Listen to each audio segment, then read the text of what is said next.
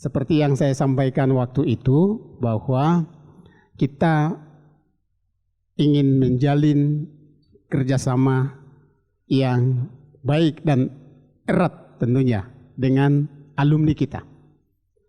Saya dan tim, ada Pak Luki di dalamnya, sudah melakukan beberapa pertemuan bagaimana kita menjejaki adanya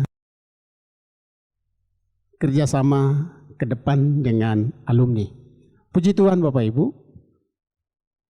saya tidak menduga bagaimana luar biasanya alumni mensupport kita. Rencananya untuk kegiatan temu alumni baru direncana akan dimulai atau dibentuk secara resmi Juli 2025. Rencananya temu akbar di situ Bapak Ibu. Tetapi sebelum itu kita sudah berproses dan sudah melakukan beberapa kali pertemuan, dan bahkan hari ini luar biasa support support dari alumni buat kita. Siogianya ini tadinya kita rencanakan untuk siswa sebenarnya Bapak Ibu, tapi dengan pertimbangan tertentu kita diizinkan untuk Bapak Ibu guru dulu. Tema yang akan kita bahas hari ini adalah tentang LGBT.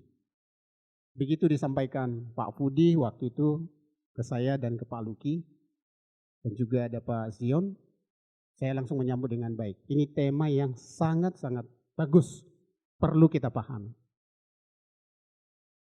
Anak-anak juga mestinya harus tahu. Tapi kita mulai dari kita Bapak Ibu guru dulu. Misalnya nih, kalau ada di kelas, kita ketemu anak, menurut perkiraan kita, masuk nih kategori LGBT. Mungkin kita udah langsung melakukan jas, melakukan begini nih. Dan kita nggak tahu melakukan apa yang mau kita lakukan.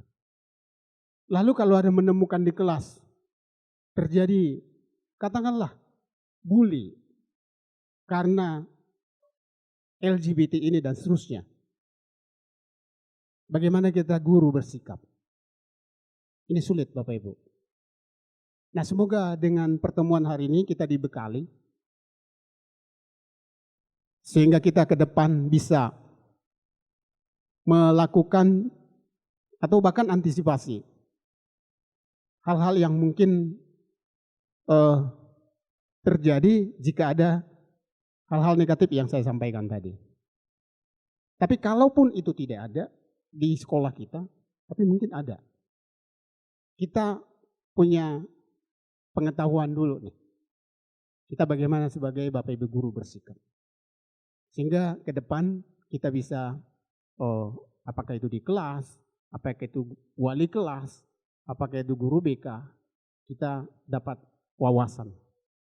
Saya bersyukur Pak Sion berkenan untuk sharing dengan kita. Jadi ini sifatnya Bapak Ibu, diskusi saja. Nanti Bapak Ibu silakan bertanya ke Pak Sion. Ya, nanti agenda kita setelah saya doa pembuka, nanti saya akan serahkan ke Pak Budi selaku Ketua Ikatan Alumni Semak 3. Lalu nanti dilanjutkan oleh Pak Zion, baru nanti masuk ke sesi tanya jawab. Nanti sesi tanya jawab minta Pak Patin nanti yang memandu. Lalu setelah itu Bapak Ibu, kita nanti makan siang bersama di sini supaya kita sama-sama saling mengenal, saling bisa ngobrol-ngobrol. Jadi kita makan bersama di sini. Begitu ya Bapak Ibu ya, supaya kita semakin dekat dengan alumni kita. Demikian Bapak Ibu pengantar dari saya, kita berdoa terlebih dahulu. Kita bersatu di dalam doa. Tuhan Yesus, terima kasih Tuhan atas waktu yang Tuhan berikan kepada kami. Atas izin Tuhan, kami boleh mengadakan pertemuan hari ini tentang tema LGBT ya Tuhan. Tuhan berkati Pak Zion yang akan memandu kami dalam diskusi ini dan juga sharing knowledge yang akan diberikan. Berkati kami Bapak Ibu Guru, karyawan, untuk kami dapat memahami materi yang akan kami pelajari hari ini. Sehingga ke depan kami bisa mengimplementasikannya dalam pembelajaran kami kepada siswa kami di Smart 3. Berkatilah pertemuan ini ya Tuhan, dari awal hingga akhir. Terima kasih Tuhan. Dalam nama Yesus Kristus kami berdoa mengucap syukur. Amin. Ya, selanjutnya saya serahkan waktu ke Pak Budi. Selamat pagi Bapak Ibu semuanya. Nama saya ini pertama kali ini adalah event pertama kami dari Ikatan Alumni Smart 3. Terima kasih untuk Smart 3 yang telah mengundang kami dan membuka pintunya untuk para alumni. Terima kasih untuk Pak Luki, Pak Pati yang sudah memfasilitasi, Pak Jurkes, terima kasih Pak semuanya Pak untuk undangan kepada kami semua. Baik, tadi seperti yang Pak Jurkes tadi sudah katakan, sudah sampaikan bahwa tema hari ini adalah tentang LGBT dan kita semua ini. Tapi untuk itu sebelumnya saya ingin membukanya dengan satu slide. Ya, ini narasumber kita, ini adalah hari ini narasumbernya Pak Sion Cendana. Oke. Apa yang Anda lihat dari, Bapak Ibu lihat dari slide ini? Jadi slide ini adalah laporan BBC tahun 2019. Ya, laporan BBC 2019. Apa yang Anda lihat dari sini? Saya akan jelaskan ya, bahwa ini adalah peringatan 50 tahun. Peringatan, ini kan 20 Februari 2019, ini adalah peringatan 50 tahun. Ada 7 orang buta yang mendaki Gunung Kilimanjaro di Afrika. Berapa tinggi gunungnya itu? Tinggi gunungnya itu adalah 5.750 meter. 7 orang ini, orang buta. Ya, mereka mendaki. Untuk apa? Untuk membangun keprihatinan dan juga awareness terhadap orang-orang buta di Afrika pada tahun 1969. Nah, lalu mereka mendaki dan mencapai tujuannya, mereka kembali dan mereka mendapatkan penghargaan-penghargaan dari negara-negara di situ. Bahkan sampai 3 pasang dari sepatu mereka itu ditaruh di Museum Uganda. Ditaruh di Museum Uganda, 3 pasang boots mereka. Ini adalah guide mereka, salah satunya.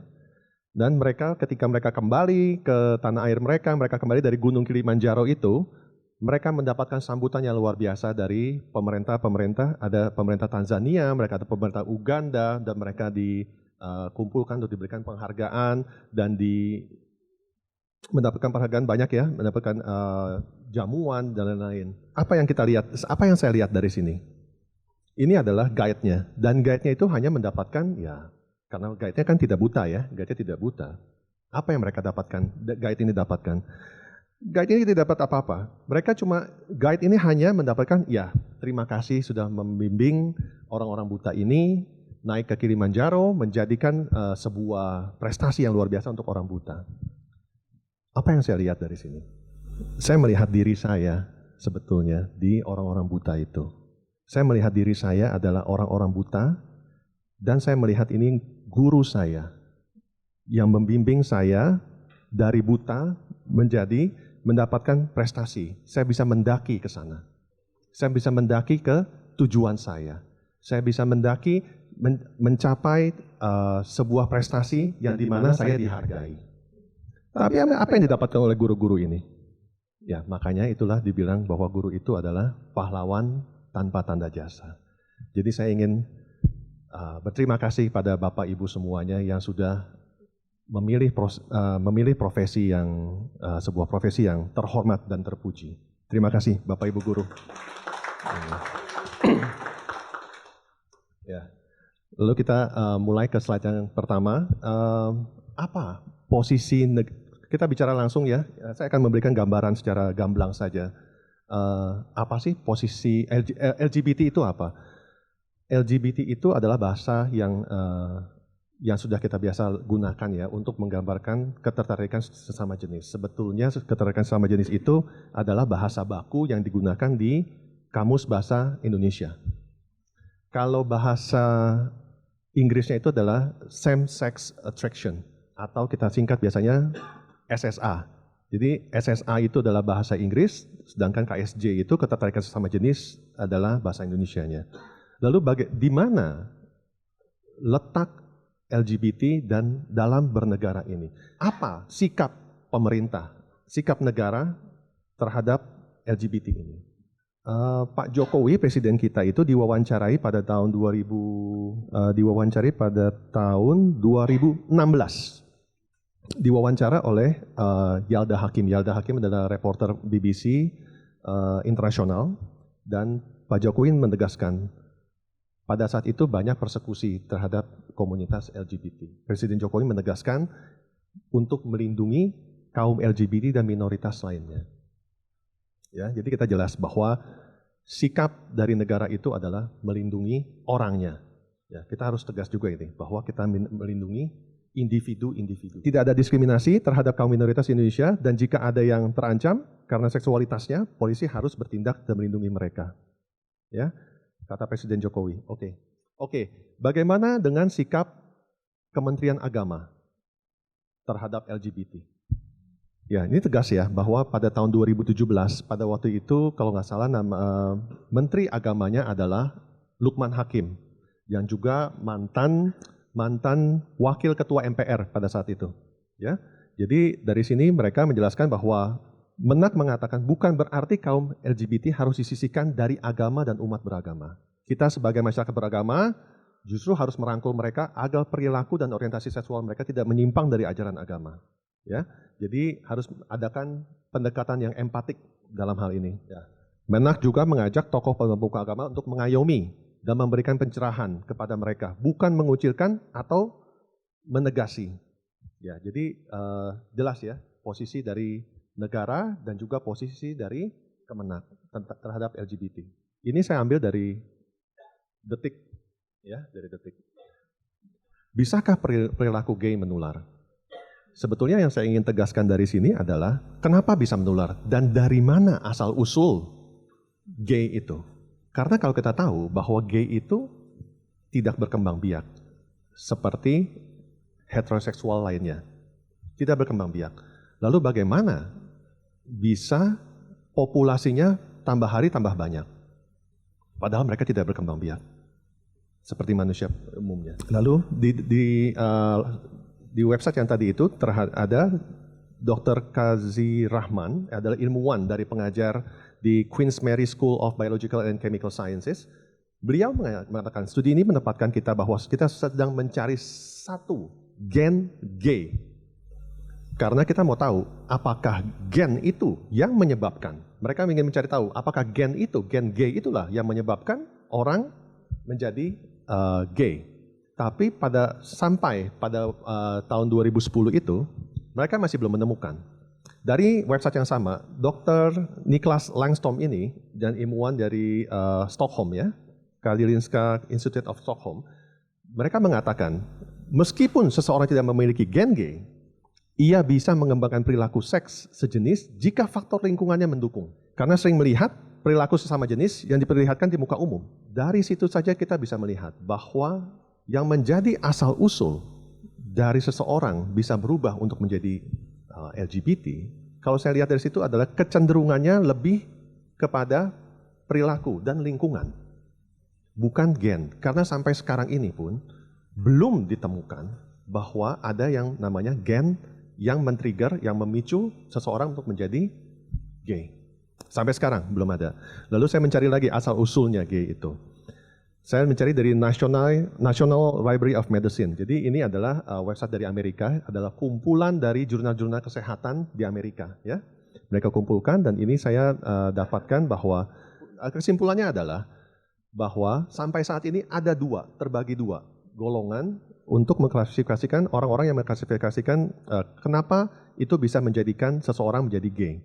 Jadi ada yang namanya teori nature itu alam gitu ya, jadi menjadi bahwa seseorang itu menjadi gay karena alam, karena gen, karena kromosom, apapun juga itu juga.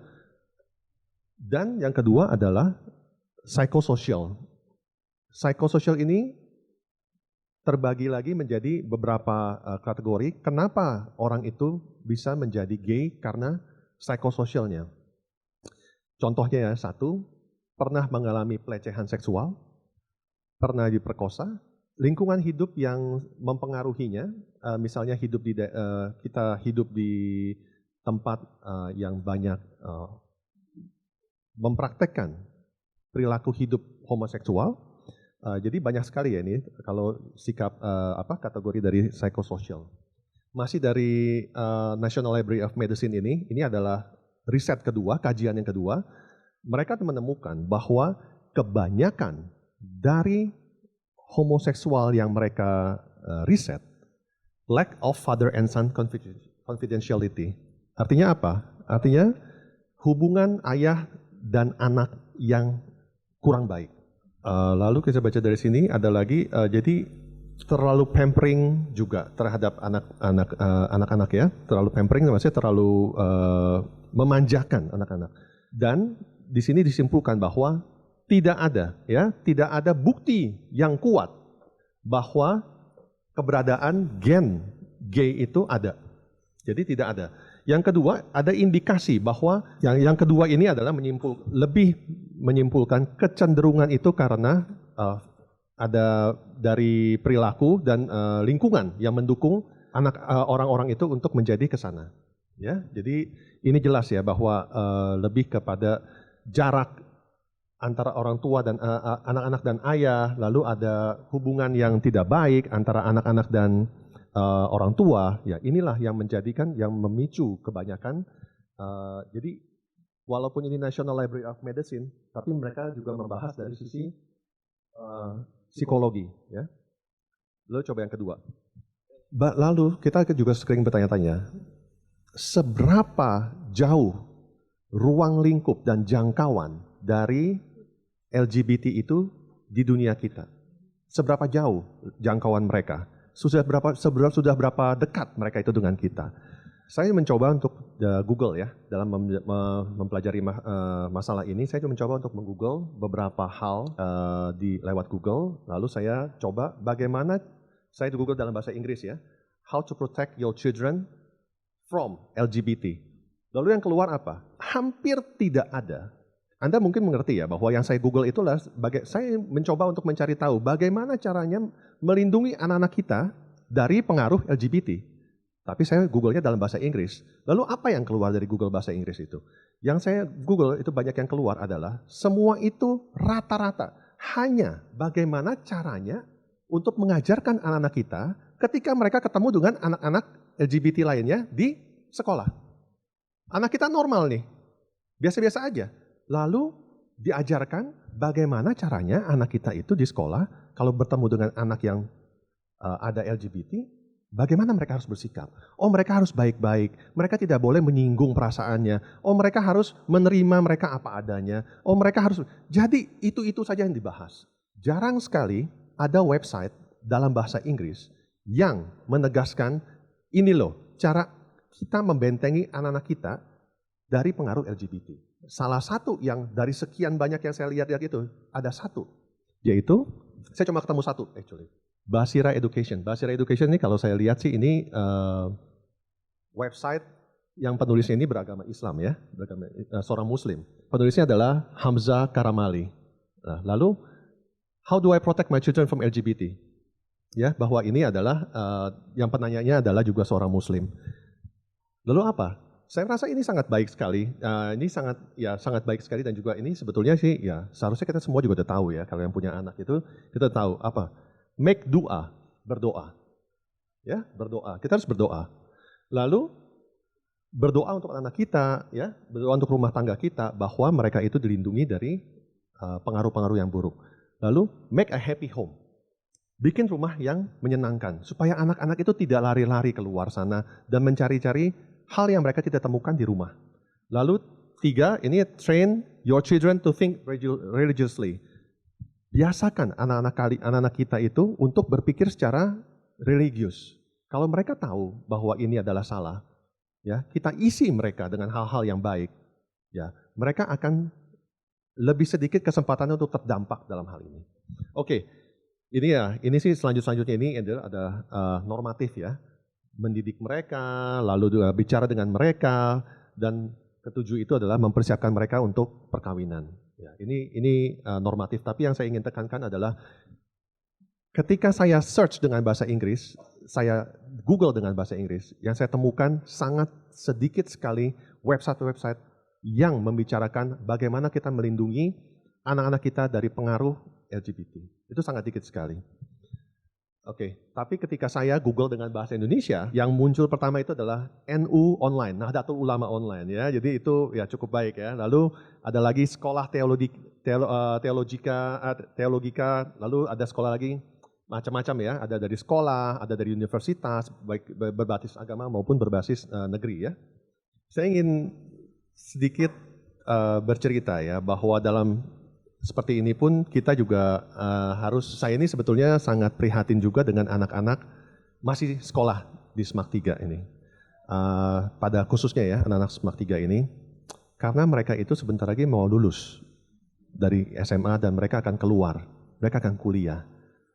Apakah mereka itu udah tahu ya, apa yang akan mereka temui di sana, di luar sana? Karena di SMAK 3 ini mereka adalah safe home, mereka ini adalah safe ground, mereka ini aman di sini. Bahkan untuk mau nakal pun nggak ada waktu mau nakal gitu loh. Tapi ketika di luar sana, mereka ketemu lagi.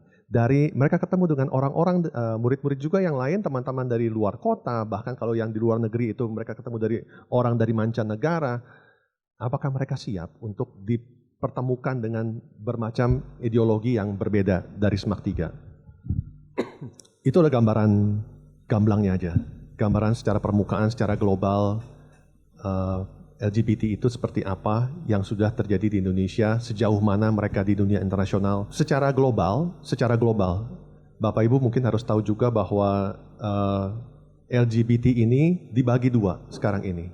LGBT praktis dan LGBT politis. Ya. Apa itu LGBT praktis? LGBT praktis adalah orang-orang yang mempraktekkan kehidupan, perilaku hidup yang KSJ lah ya, kita sebut KSJ di sini. Lalu apa itu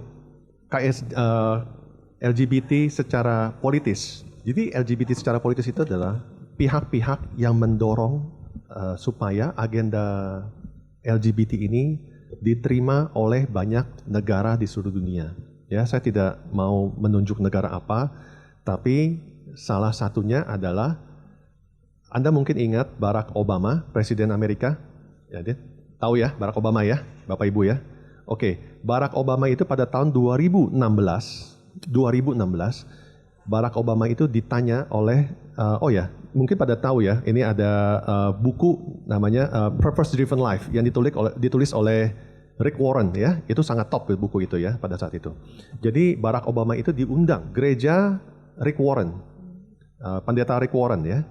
Jadi di gereja itu pendeta Rick Warren, Pastor Rick Warren itu menanyakan kepada Barack Obama pada saat itu. Coba Anda definisikan kepada saya, ya, apa arti perkawinan? Define marriage. Apa jawab Barack Obama? Barack Obama dengan gamblang menjawab bahwa perkawinan itu adalah persekutuan antara pria dan wanita. Dan dengan jawaban seperti itu, Barack Obama menggapai banyak sekali suara-suara dari sisi orang-orang Kristen dan juga gereja ya pada saat itu. Lalu apa yang Barack Obama lakukan setelah itu? Beberapa tahun setelah itu Barack Obama adalah presiden yang merestui perkawinan sesama jenis di Amerika.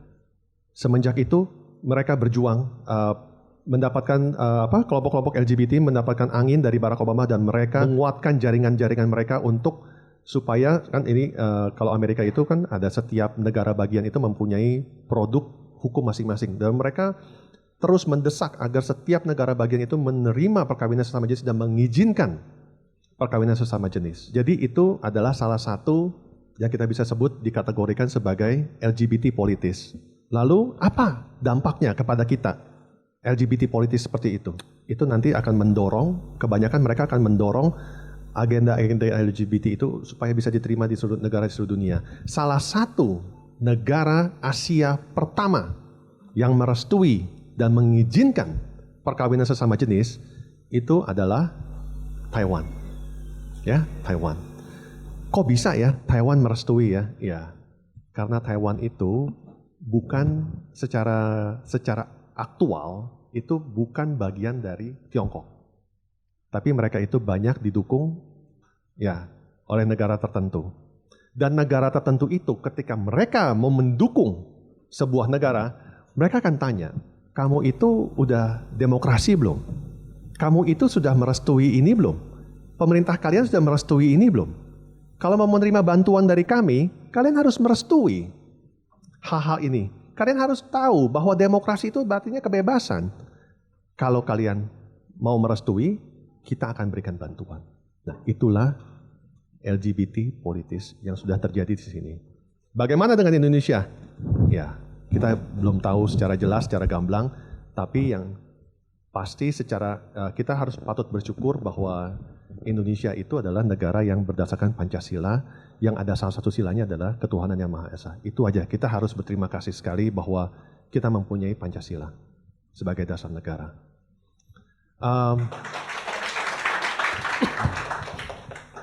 Saya perkenalkan dulu, ini adalah Pak Sion Cendana. Pak Sion ini juga adalah murid SMAK 3. Ini juga lulusan tahun 93, sama dengan kita-kita di sini. Jadi, oke, coba kita mulai dengan videonya.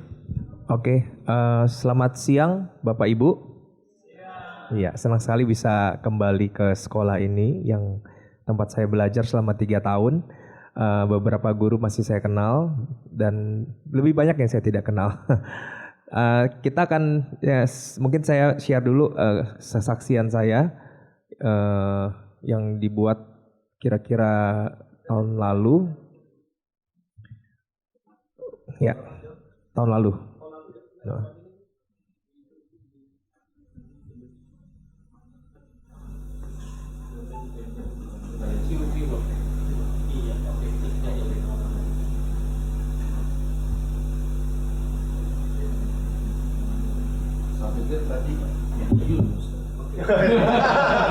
Perlu saya nyanyi dulu, Pak?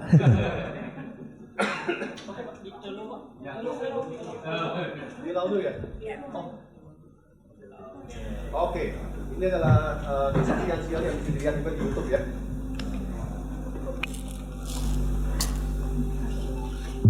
Banyak orang berpikir HIV adalah hukuman mati.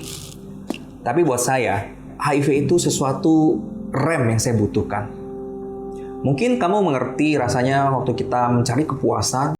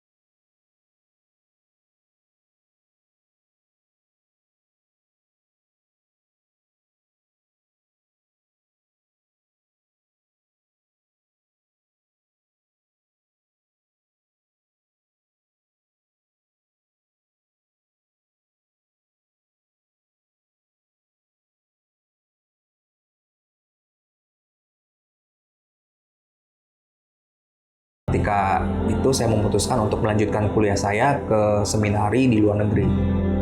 Dan pikir saya, wah saya sudah sekolah seminari nih, dan mungkin Tuhan akan membantu saya mengatasi semua keinginan ketarikan sesama jenis saya. Semuanya berjalan lancar dan baik, sampai 5 tahun kemudian saya kembali ke Jakarta. Saya melayani sebagai hamba Tuhan musik pada sebuah gereja. Pelayanan saya berjalan dengan sangat baik.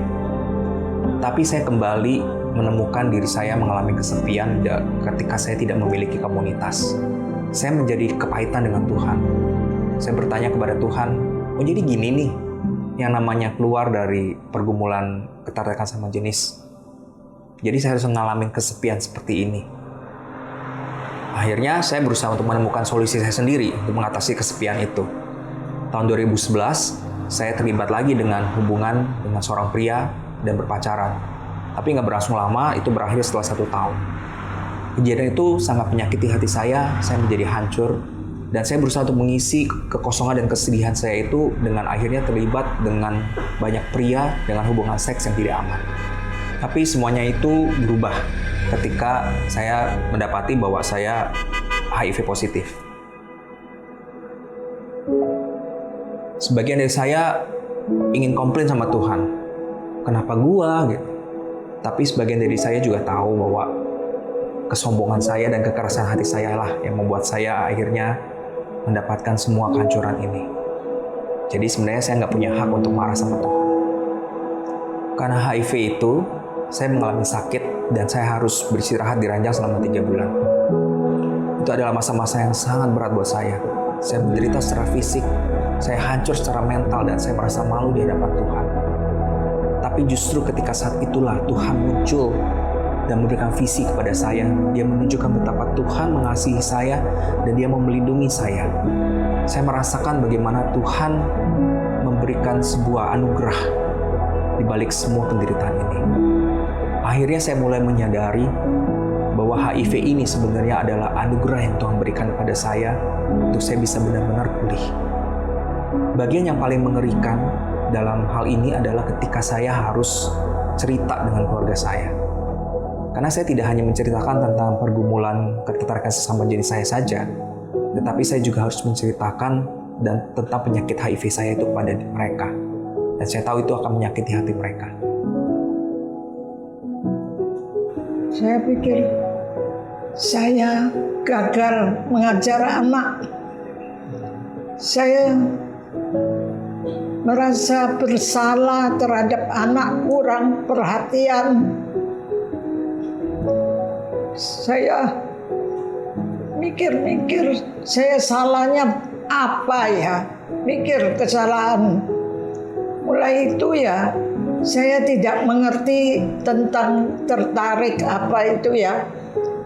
Jadi aku suka lihat buku yang tentang ini tertarik sejenis. Aku lihat buku ini dari mana ya kok bisa gini ya. Sekarang lihat, dia dipakai Tuhan untuk membawa jiwa yang sesat kembali ke Tuhan, kenal Tuhan. Dulu mikirnya, khawatirnya mungkin lebih tentang kualitas hidup.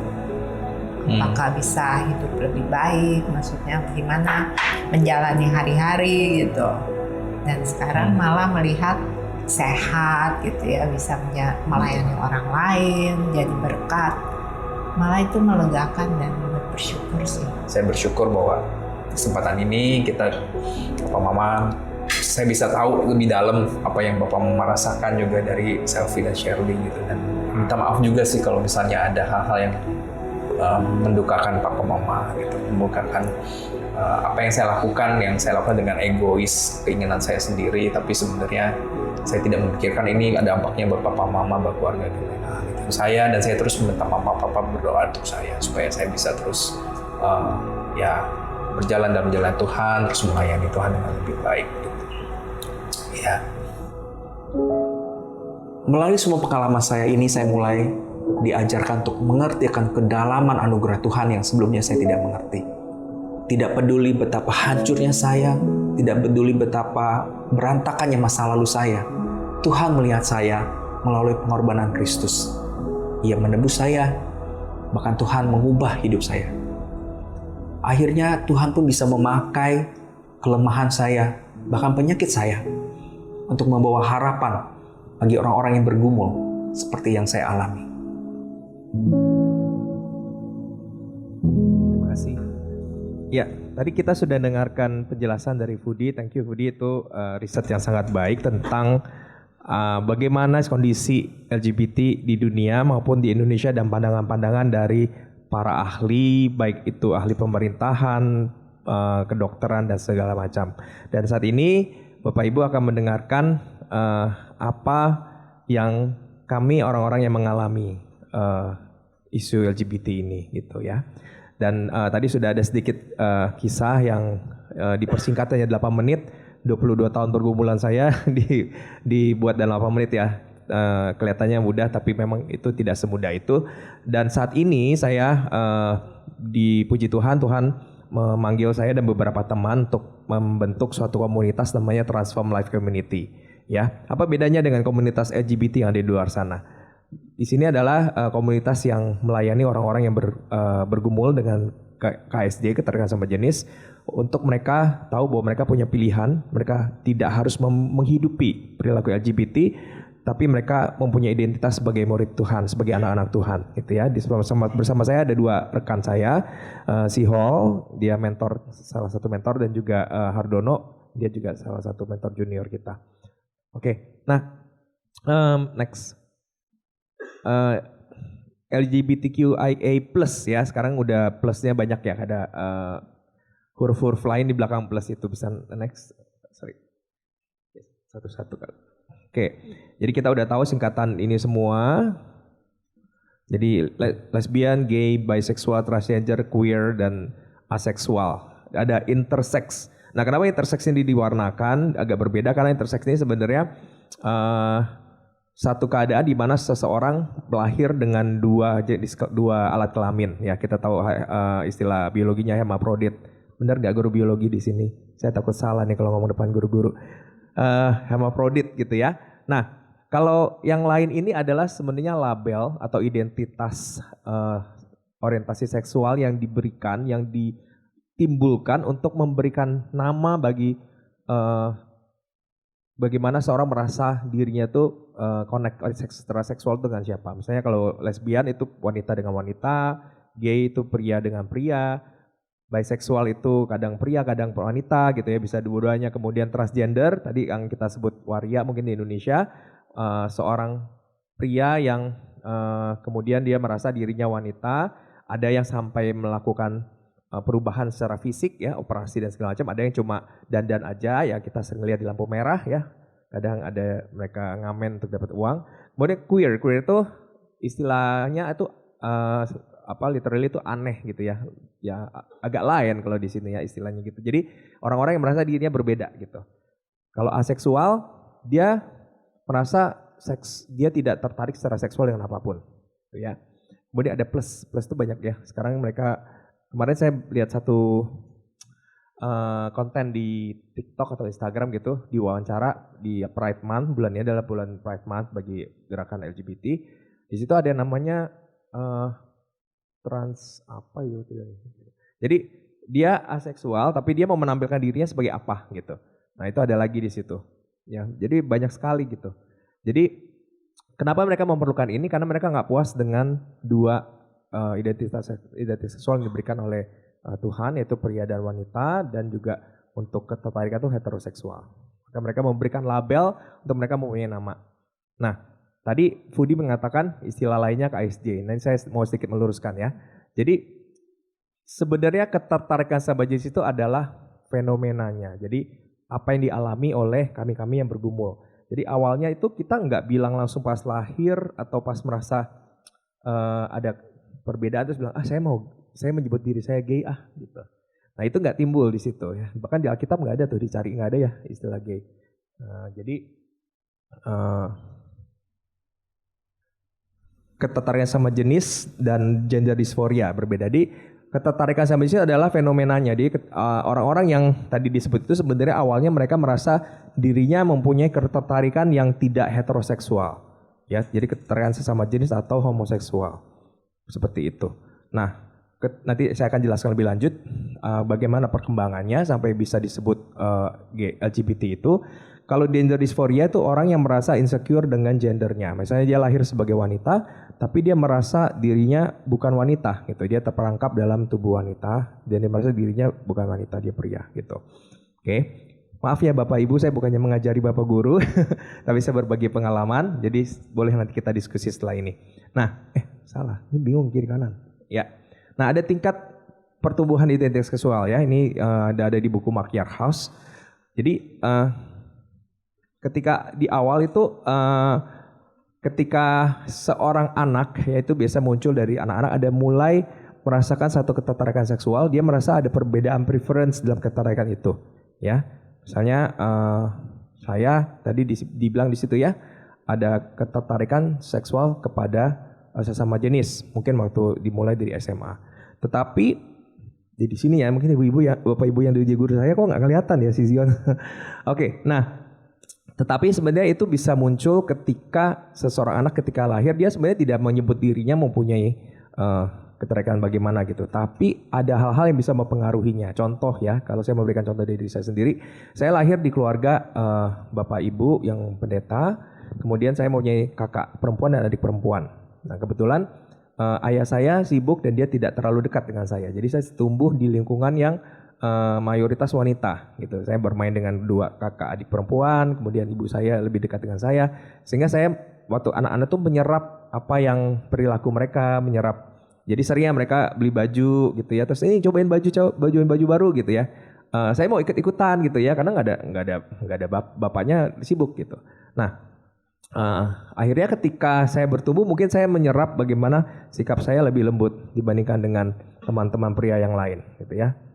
Kalau Foodie kan wah jago olahraga dulu gitu ya. Nah akhirnya ketika kita masuk ke dalam lingkungan di luar sekolah, mulailah terlihat perbedaan dalam perilaku. Tetapi sebenarnya saya tidak merasa saya berbeda gitu. Tetapi akhirnya orang di luar mengatakan, ini kok lembut banget sih anak ini gitu ya. Jangan-jangan bencong gitu.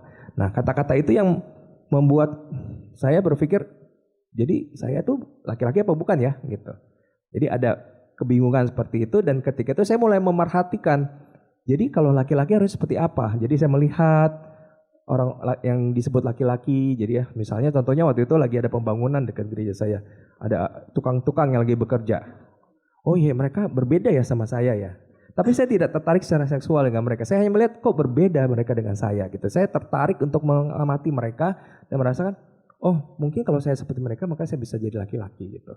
Nah kemudian ketika sudah akil balik, ada puber, nah mulai ada ketertarikan ya secara seksual atau saya prefer untuk dekat dengan sosok pria. Mungkin karena ada penasaran dengan profil pria, pribadi seorang pria atau sosok seorang ayah itu seperti apa gitu ya. Nah kemudian tapi itu ketertarikan ini belum menjadi satu pilihan dari saya gitu ya. Nah itu yang tadi saya bilang itu menjadi satu orientasi seksual ketika saya mulai bertarik secara seksual. Ya seksual ini kalau di sini dalam pengertian gender ya seksualnya, kalau di sini hal-hal yang seksualkan gitu. Nah waktu di SMA tadi saya mention dari kesaksian saya di SMA sudah mulai ada perasaan saya butuh perhatian. Itu mulainya adalah dari ketertarikan ketika saya kok kayak penasaran gitu dengan pria itu seperti apa gitu. Ya, jadi waktu itu bentuknya adalah saya berasa posesif kalau bisa berteman dengan pria waktu di SMA gitu. Ya, memang tidak seksualis, tidak dilakukan dalam tindakan seksual. Nah, itu terjadi ketika sesudah saya keluar dari SMA gitu ya. Mungkin tadi Foodie bilang mengkhawatirkan kalau udah keluar dari SMA biasanya seorang anak merasa bebas gitu ya. Dia lebih bebas dan lebih punya otoritas sendiri. Nah, dan pergaulannya lebih luas. Ya, memang waktu itu akhirnya saya mulai mengenal oh ini tuh orang-orang yang punya KSJ dan mereka udah menghidupi dan akhirnya karena penasaran membuat saya akhirnya berusaha mempelajari lebih lanjut curiosity. Oke, jadi tahap kedua setelah ada ketertarikan itu adalah orientasi seksual. Ini yang sudah diseksualiskan ya, dilakukan dalam tindakan seksual. Ada klaim bahwa oh saya sukanya nih sama-sama jenis nih, makanya muncul ada homoseksual, ada biseksual, aseksual, itu di situ mulai ada orientasinya. Nah, ketika itu menjadi identitas seksual adalah ketika seseorang itu mulai jadi waktu itu saya mulai cari ya, ini kenapa kok saya begini ya. Nah sayangnya waktu itu yang ada adalah informasi dari luar gitu, dari sekolah, dari gereja, itu nggak ada informasi. Yang ada cuma ini tindakan dosa dan kamu nggak boleh lakukan gitu. Tapi nggak menjelaskan lebih banyak lagi tentang apa yang terjadi. Akhirnya saya mendapat informasi dari luar dan akhirnya muncul, oh ini LGBT gitu. Secara pribadi saya mengatakan oh ini LGBT, dan sudah gitu mulai baca deh, kalau LGBT itu harus gimana ya gaya hidupnya. Oh mereka harus melakukan hubungan seksual seperti ini. Ada istilah-istilahnya, belajar dari identitas LGBT itu, karena itu mereka udah ada label, dan seperti biasa kalau ada label kan harusnya begini, ada baggage-nya yang dibawa gitu. Nah kemudian setelah mereka udah kayaknya yakin nih, saya itu beberapa orang mulai mempublikasikan, oh saya gay, saya pronounce-nya he, him gitu ya. Jadi ya, mungkin Bapak Ibu pernah mendengarkan itu ya. Ada pronouns yang dipakai di sosial media. Mereka menyebut pronouns-nya he, him, atau untuk pria dia, wanita aja she, her gitu ya. Atau yang pakai it itu mereka merasa dirinya bukan pria, bukan wanita gitu. Nah, kenapa kemudian ketika saya setelah dalam proses ini kemudian saya mengalami pemulihan dan saya mengatakan diri saya bukan lagi LGBT, walaupun ketertarikan sesama jenis itu masih mengikuti gitu. Maksudnya tidak hilang 100% gitu ya. Nah, karena saya tidak lagi mau mengidentifikasikan diri saya dengan LGBT itu. Karena itu di TLC, Transsolve Community, kita mengatakan ini teman-teman yang punya ketertarikan sama jenis, tapi mereka nggak mau menjadi LGBT. Gitu ya, mungkin ada penjelasan yang lebih jelas. Jadi kita tidak mau membuahi ketertarikan itu. Ya, di Yakobus 1 ayat 14-15 katakan, tetapi tiap-tiap orang dicobai oleh keinginannya sendiri, karena ia diseret dan dipikat olehnya. Dan apabila keinginan itu telah dibuahi, ia melahirkan dosa, dan apabila dosa itu sudah matang, ia melahirkan maut. Jadi ketika kita punya hasrat, orang-orang yang KSJ itu hasratnya dengan sesama jenis gitu ya. Tapi kita memilih untuk tidak membuahi keinginan itu. Jadi kalau namanya LGBT, ya punya hasrat itu, kamu udah lahir begitu, ya udah kamu lakukan saja gitu kan. Itu slogan mereka. Tapi yang saya tak ketahui bahwa identitas saya itu adalah anak Tuhan. Identitas saya adalah pria yang Tuhan ciptakan, dan Dia mau saya menjadi seorang pria yang taat kepada Tuhan, mengikuti apa yang Tuhan inginkan. Sehingga saya menolak untuk mengikuti hasrat saya itu. Nah itulah kenapa ketertarikan seksual itu belum tentu harus menjadi identitas seksual kita. Tidak harus, bahkan tidak menjadi identitas kita, ditentukan oleh Tuhan. Ya, sebagai orang-orang percaya kita dipilih untuk menjadi orang-orang percaya dan murid-murid Kristus. Gitu. Jadi memiliki KSJ tidak berarti Anda harus melabelkan diri Anda menjadi LGBTQ. Ya, nah hal ini tidak saya pelajari ketika saya bertumbuh gitu ya. Kenapa? Saya bersyukur sekali bahwa Semak 3 dan kegiatan alumni mau melakukan ini. Dan memang sekarang di 5 tahun terakhir ini saya lihat banyak institusi mulai menyadari ya, tadi ya kita lihat ancaman-ancaman itu sudah dekat banget, bukan hanya di tetangga kita, bahkan di rumah kita sendiri sudah ada gitu ya. Sehingga perlu sekali untuk membuat orang-orang yang anak-anak yang bergumul ini mengerti tentang sebenarnya apa sih dia rasakan dan apa sih sebenarnya gejolak yang ada mereka rasakan itu. Nah, jadi spektrum ini adalah spektrum yang bisa muncul ketika seorang mempunyai keterkaitan sama jenis. Same sex attraction itu bahasa Inggrisnya ya. Mulai dari kondak kegiatan perilaku ataupun secara relasi ya, relasi yang tadi saya bilang ya, seperti yang saya alami ketika saya SMA, posesif dengan hubungan yang sesama jenis gitu. Jadi kalau istilah sekarang bucin gitu ya, kemana-mana harus ada dia gitu ya. Saya mengalami itu di SMA. Nggak tahu Bapak Ibu yang dekat dengan saya memperhatikan nggak itu orangnya siapa gitu ya. Saya nggak akan mention sih di sini. Terus ketergantungan emosi ya. Jadi ada kalau Ketika emosi itu adalah kita senang atau susah itu ditentukan oleh orang itu gitu. Jadi keterkaitan emosi. Ya, walaupun ini bukan eksklusif untuk orang-orang KSD aja ya. Ada orang-orang heteroseksual juga yang hubungannya emotional dependency yang sama pacarnya tuh nggak bisa lepas banget gitu ya. Hidup matiku ada di tanganmu gitu. Jadi ada kegiatan over the top behavior juga. Ini over the top behavior itu bisa sampai kita seseorang yang suka gitu ya atau tertarik dia bisa menguntit orang itu ya. Walaupun nggak berani ngomong gitu, nguntitin gitu ya. Itu ada teman-teman kami yang mengalami itu ya. Di stalker, istilahnya stalker, atau kalau zaman sekarang stalkernya nggak usah fisik, stalker di sosial media. Ada postingan apa pertama dia di like pertama kali itu dia gitu ya, itu stalker itu. Nah, kemudian itu sudah pasti seksual ya, pelaku seksual, dan mungkin nggak selalu harus seksual conduct langsung ke seksual, tapi bisa dari seksual chat ya. Sekarang zaman teks itu udah banyak, ada WA group yang bersifat pembicaraan yang seksual ya, kemudian hanya cuddling yang mesra-mesraan, baru ada juga sexual behavior tentunya perilaku seksual, atau seksual predator itu orang yang mencari orang yang usianya biasanya lebih rendah, lebih muda, dia sebagai predatornya gitu. Oke.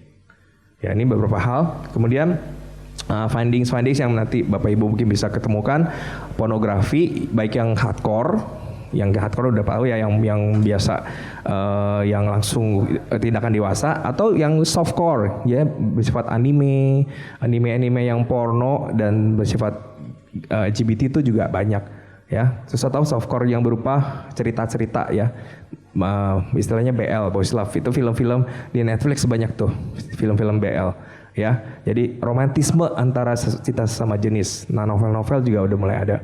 Masturbasi tentunya, kemudian grup chat tadi yang saya bilang kan ya.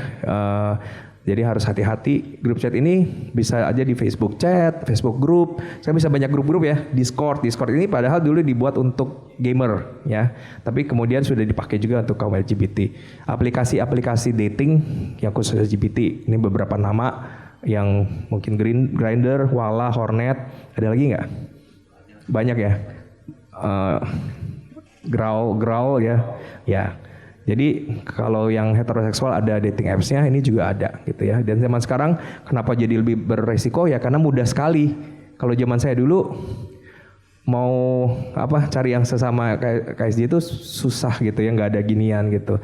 Mau cari ya mungkin sama juga ya, mau cari bokep susah ya zaman kita dulu. Kalau sekarang ada di sosial media. Kemudian ya tentu ada relasi-relasi yang tadi sudah disebutkan sama gender dysphoria ya. Oke, next. Nah, solusinya apa?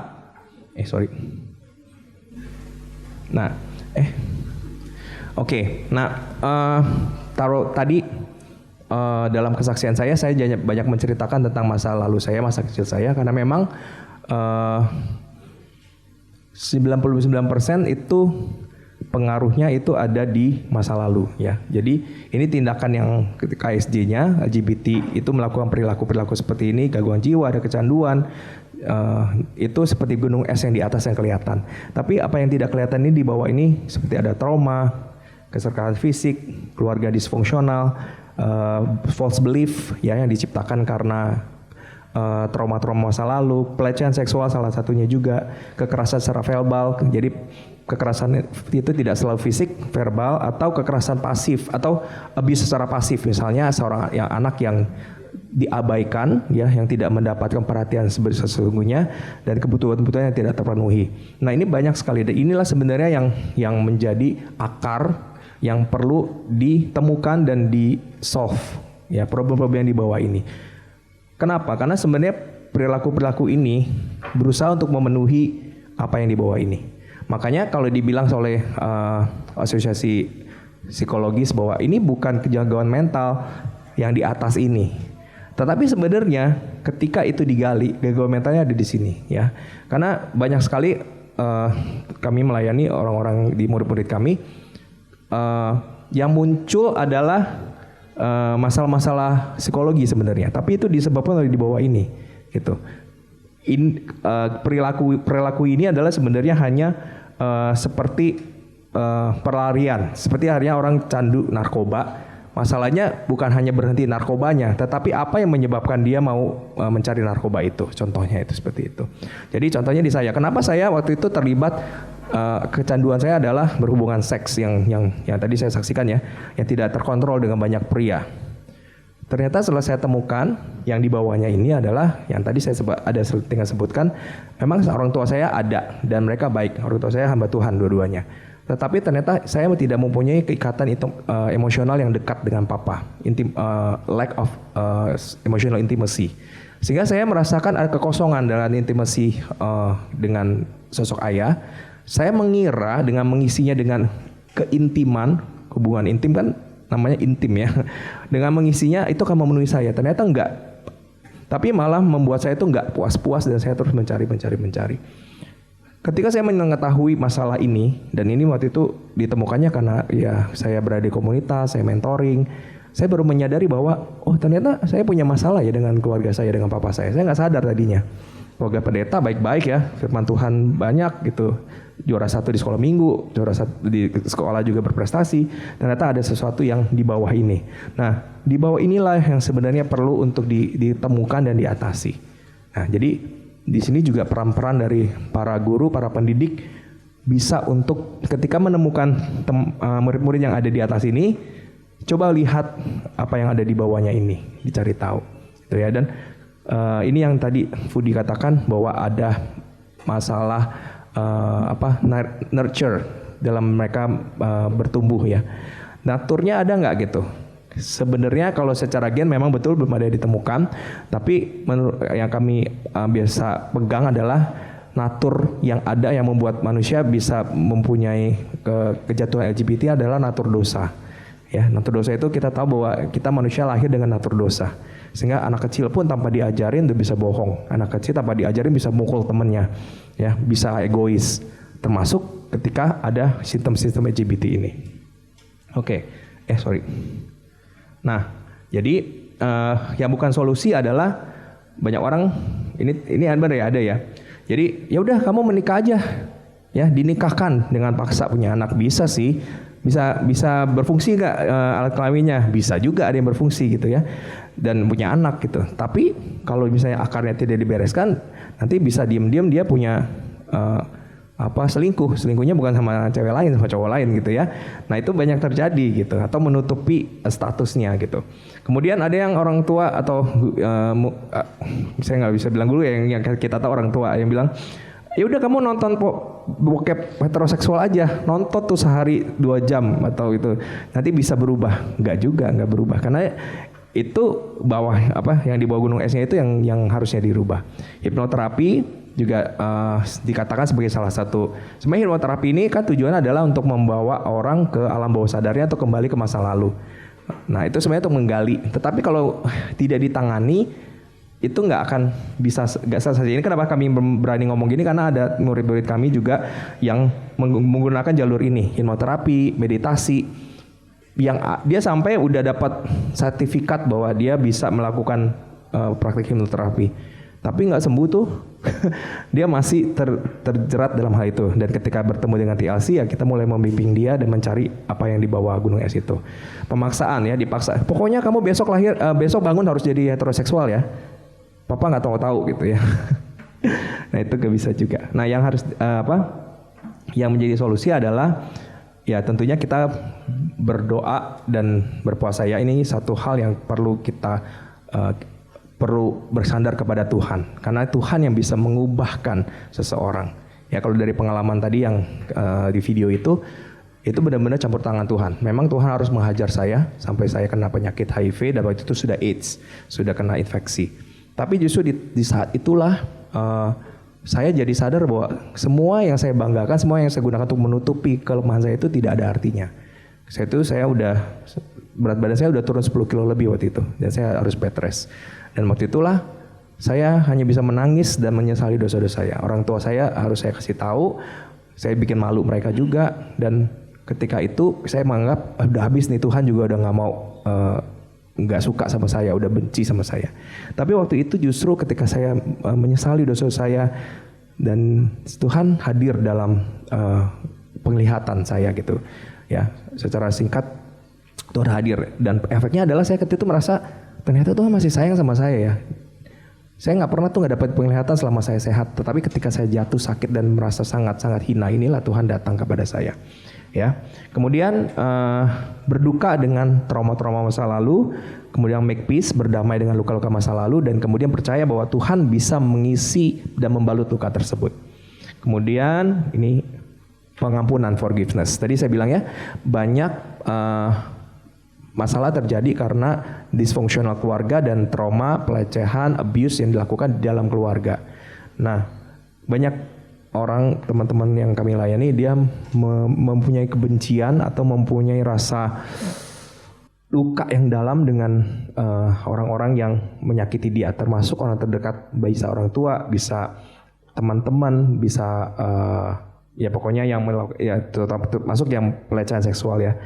Nah, itu harus memberikan pengampunan kepada mereka untuk merilis karena waktu mereka tidak mengampuni, mereka sebenarnya masih memegang luka-luka mereka tersebut. Kemudian tentunya dari firman Tuhan. Nah, firman Tuhan ini kenapa menjadi bagian ini? Karena tadi banyak false belief, pemahaman yang salah yang muncul ketika anak-anak ini tumbuh di dalam keluarga yang disfungsional. Contoh ya, ketika seorang anak ketika di kandungan, papa mamanya mau anaknya perempuan, tiba-tiba lahir laki-laki gitu ya, dan diperlakukan, mungkin sempat diperlakukan seperti wanita atau seperti anak perempuan. Nah, itu bisa muncul false belief. Oh, jadi laki-laki itu jelek ya, papa mama saya nggak suka sama laki-laki, jadi lebih baik kalau jadi wanita. Itu kan muncul ya false belief itu. Nah, itulah perlu firman Tuhan membenarkan itu. Dikatakan dalam firman Tuhan, kejadianmu ada dahsyat dan ajaib ketika kamu masih di kandungan ibumu. Gitu ya. Jadi Tuhan sudah melihat anak itu dan sudah melihat anak itu berharga. Walaupun orang tuanya mungkin menyesali anak itu atau orang tuanya tidak menerima. Dan itu pemulihan yang perlu dilakukan dengan mengubah paradigma mereka atau apa yang mereka yakini. Ya, tentunya kemudian juga konseling dengan pribadi. Tadi kita lihat spektrumnya banyak ya. Semakin banyak luka-lukanya, semakin perlu untuk ditangani.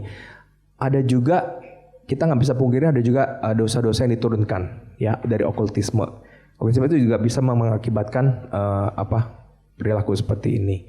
Kita tahu ya, di Indonesia itu okultisme itu sangat erat walaupun dengan orang-orang Kristen ya. Suku-suku budaya kesukuan itu sinkretisme dengan kekristenan ya. Contohnya di Batak gitu ya.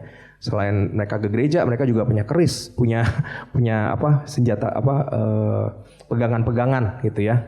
Didoakan ya. Ada murid kami dibilang, oh dulu dia waktu sakit sama orang pinternya itu, walaupun udah ke gereja nggak bisa dibawa ke orang pinter, dibadiin bunga gitu ya. Bunga apa saya nggak tahu, bunga bang sih enak ya, tapi ini bunga lain gitu.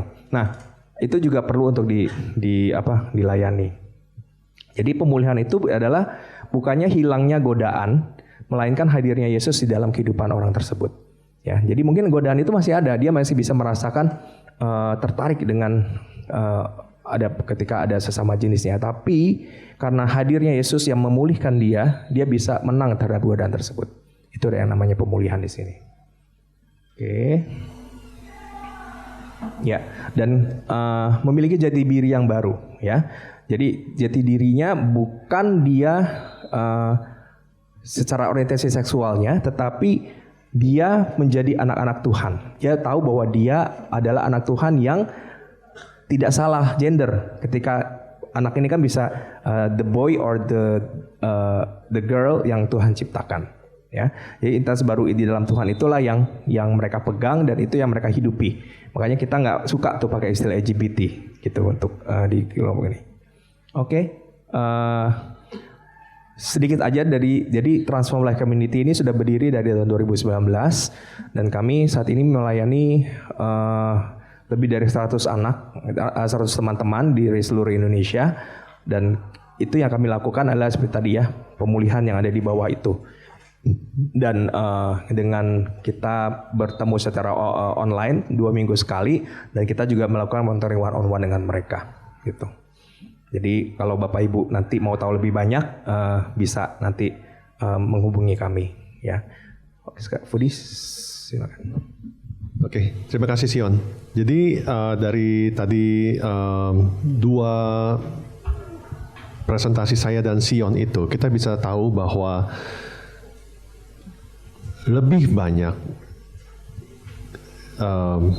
orang-orang yang menderita KSJ ini, seksual kesetaraan sama jenis ini dikarenakan hilangnya salah satu sosok orang tua di rumah dan juga lingkungan yang membentuk mereka seperti itu. Lalu pergaulan ya, tentu lingkungan dan pergaulan itu hampir sama lah ya, lingkungan dan pergaulan. Jadi tadi saya tegaskan lagi bahwa 65% dari KSJ ini itu disebabkan oleh, itu menurut ilmuwan ya, ilmuwan yang meneliti itu disebabkan oleh pergaulan. Pergaulan dan juga psikososial yang tadi saya bilang, ada pelecehan, ada pemerkosaan, ada dari lingkungan hidup, lingkungan pergaulan, lingkungan sekolah, dari situ. Yang saya ingin tegaskan lagi tadi, terima kasih Sion udah koreksi bahwa ada satu hal yang kita tidak bisa lupakan adalah kita ini terlahir dengan dosa. Jadi itulah kenapa kadang-kadang kita kecenderungannya itu gampang melenceng daripada lebih mudah lurus. Jadi lebih gampang melenceng. Lalu saya ingin menggarisbawahi lagi tadi, karena ini adalah, jadi tadi saya sempat memaparkan bahwa ada beberapa website yang memberikan pengetahuan tentang LGBT, tapi dari versi mereka. Jadi ada beberapa kebenaran yang dipaparkan di situ versi mereka. Lalu bagaimana dengan kita? Yang lebih penting lagi, Bapak Ibu mungkin sudah dewasa, sudah berpikiran pun sudah matang, sudah mantap. Bagaimana dengan adik-adik kita? Siswa-siswa ini. Bagaimana kalau mereka sekarang ini sedang kebingungan? Mereka mencari panduan dan mereka ketemu website seperti itu. Apa yang kita akan lakukan? Kalau kita sebagai orang tua yang benar, kalau ada anak-anak yang bingung atau teman-teman yang bingung, kita pasti akan mendorong, oke, jangan begitu. Ini ada solusinya. Mungkin kita akan ajak mereka untuk bicara. Kalau lebih jauh lagi kita ajak mereka ke misalnya ke konsultasi, ke konseling ke pendeta, ke pemuka agama, ke orang tuanya mungkin kita ini. Tapi tentu saya rasa agak sedikit langka ketika anak itu ragu-ragu tentang seksualitasnya, dia bicara kepada orang tua. Berapa persen ada anak-anak yang mereka mempunyai kecanggungan terhadap seksualitas mereka dan mereka bicara pada orang tua. Kalau mereka tidak bicara kepada orang tua, apakah mereka akan bicara pada guru-guru? Pernah ada, Bu, Bapak, ada mungkin murid-murid yang bertanya-tanya tentang seksualitas? Pernah ada ya? Pernah ada. Nah, itu adalah kejadian yang langka, yang dimana orang itu sangat terbuka, sangat percaya kepada gurunya. Mungkin dia tidak berbicara pada orang tuanya, tapi lebih baik dia bicara sama gurunya. Tapi bagaimana kalau misalnya banyak anak-anak lain yang sekarang ini, oke, itu ditanganinya bagaimana Bapak Ibu? Boleh saya tanya sedikit, ditanganinya bagaimana? Apakah iya Pak, tapi ini sebentar, saya mau tertarik juga nih. Iya. Kami kan Pak, namanya Ibu BK kan, kami ada tim pembuat RPL tentang pendidikan seksual. Okay. Jadi kan dari tim kami yang guru-guru BK ini, dari MGBK itu kelas 10 itu biasanya membahas tentang pacaran. Nah, kelas 11 itu lebih mengarah tentang manfaat dan berbahayanya pacaran. Nah, kelas 12 itu lebih mengarah persiapan jika mereka tidak kuliah, berarti kan persiapan menikah, seperti itu. Tuh, jadi kan kalau misalkan tiap materi-materi itu ada pembahasan tentang bahaya-bahayanya mereka jika melakukan sesuatu hal yang di luar batasan dari pacaran tersebut gitu kan. Ada juga kan dalam OSIS pun kayak tadi kami baru seminar tentang sex edu kayak gitu Pak. Biasanya sih itu memang di layanan konseling kami itu ada memang RPL-nya tentang sex education. Terima kasih Pak. Lalu bila ada anak yang bertanya tentang KSJ, kayaknya saya bingung nih. Kayaknya saya nih sukanya kok ke cowok, atau yang cewek bilang kayaknya kok saya suka sama teman saya yang cewek. Habis itu nggak ada Pak pertanyaan. Belum ada pertanyaan. Oke. Mungkin ya itu mungkin agak sulit ya ketika anak-anak itu menjelaskan isi hatinya, karena dalam pikiran mereka itu udah bingung sekali. Mereka tuh berperang juga di dalam hati mereka. Jadi kami ingin menegaskan juga bila ada nanti tayangan ini ditayangkan di medsos, bila ada adik-adik siswa-siswa SMAK 3 khususnya dan para alumni mungkin ada yang sedikit ada pertanyaan, ya bisa hubungi kami. Kami alumni, kami tidak akan kami ada untuk kebaikan siswa-siswa dan juga untuk kebaikan para sesama alumni. Gitu. Menjawab. Mungkin saya bisa ada tanya sedikit. Pertanyaan sedikit adalah tentang saya tertarik dengan tadi ada beberapa hal yang Sion sampaikan. Jangan juga itu ada sedikit kaitannya dengan website yang tadi saya cari. Bila tadi ada anak-anak yang bingung, itu akan lebih mudah ditangani, Bu. Karena mereka menyatakan bahwa mereka bingung ya. Semoga ada yang mau hubungi kami atau hubungi Bapak Ibu. Lalu bagaimana dengan anak-anak lain? Anak-anak yang enggak kok, saya biasa-biasa aja. Ya, kenapa saya harus ngomong? Lalu mereka pergi kuliah ke luar negeri, keluar kota atau di dalam kota, ketemu dengan banyak orang. Lalu mereka bertemu dengan orang-orang yang mempunyai pemikiran, opini yang sama dengan website yang tadi saya paparkan tadi. Mereka kena cuci otak ya ibaratnya ya. Mereka kena cuci otak. Yang tadinya mereka pikir, ya ngapain sih harus heteroseksual? Heteroseksual itu kuno, itu usang, itu kaku. Ya. Buat apa kalian harus begitu? Gak perlu kok harus jadi heteroseksual. Ya, kenapa nggak boleh homoseksual? Karena itu adalah buatan agama-agama di timur yang berasal dari Timur Tengah yang dulu berperang dengan Romawi. Orang Romawi aja melakukan kok dari dulu. Kenapa sekarang harus ditentang? Itu semua adalah politis. Jangan dengerin. Bagaimana dengan anak-anak kita yang tadinya baik-baik saja, bertemu dengan orang-orang seperti itu, di lingkungan seperti itu, dan dicuci otaknya. Kita harus bagaimana tuh, Bapak Ibu? Ibaratnya kalau saya boleh ilustrasikan adalah murid-murid sekarang ini yang masih SMP, SMA, mereka itu adalah gelas yang belum terisi. Kalau saya punya anak, punya gelas yang masih kosong, saya isi dengan kopi, saya isi dengan teh, saya isi dengan apapun juga yang keras dan membekas. Kenapa? Ketika kita minum kopinya itu, kopinya selesai, kita buang, lalu kita buang ampasnya, anggap kita buang ampasnya. Tapi masih ada tersisa di sana. Ketika kita isi dengan air, kita diisi dengan orange juice, kita diisi dengan minuman yang lain, itu tetap terasa ada kopinya. Kalau saya merasa bahwa lebih baik sebelum orang lain isi gelas itu, sebelum anak-anak saya diisi otaknya dengan yang lain, dengan orang lain, lebih baik saya yang isi duluan. Saya isi duluan supaya apa? Supaya anak-anak saya itu sudah tertanam bahwa ini yang benar, ini yang salah. Supaya mereka tahu. Nah tadi itu bagus sekali itu yang tadi Basira Education itu. Kita harus berdoa, tapi kita harus juga bicara dengan mereka. Kita harus mendidik mereka. kalau saya.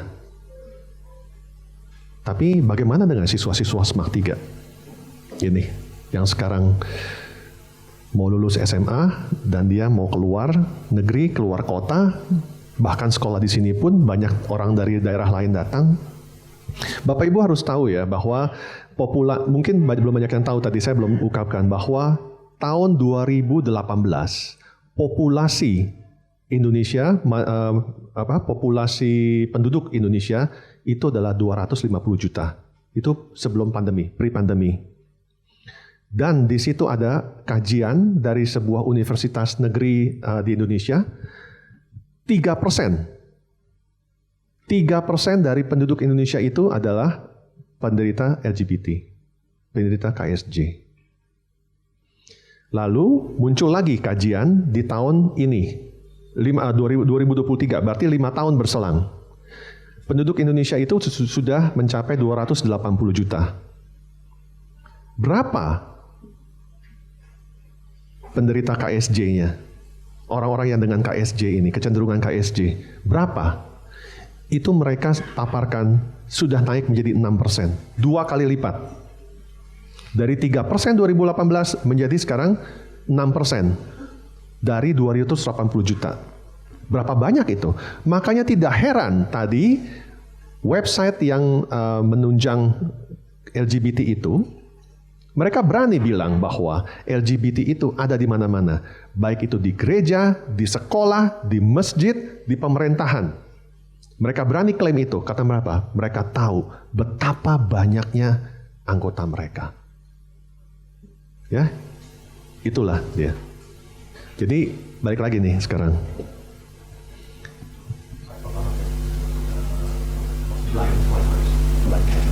BBC. Jadi saya tertarik lagi untuk melihat lagi nih sekarang ke tadi kajian saya ini. Ya, oke, kita bukan tanya jawab ya. Saya tadi udah selesai. Saya tadi selesai tadi dari situ. Jadi saya ingin sebetulnya dari tadi slide yang tadi itu saya ingin melemparkan kepada guru-guru. Mungkin ada apa yang sudah dirancangkan. Ada yang mau bertanya? Ada yang mau bertanya? Mungkin Sion bisa bantu juga. Cek. Oke, baik Pak. Terima kasih Pak Sion dan Pak Budi. Videonya tadi bagus Pak, menginspirasi.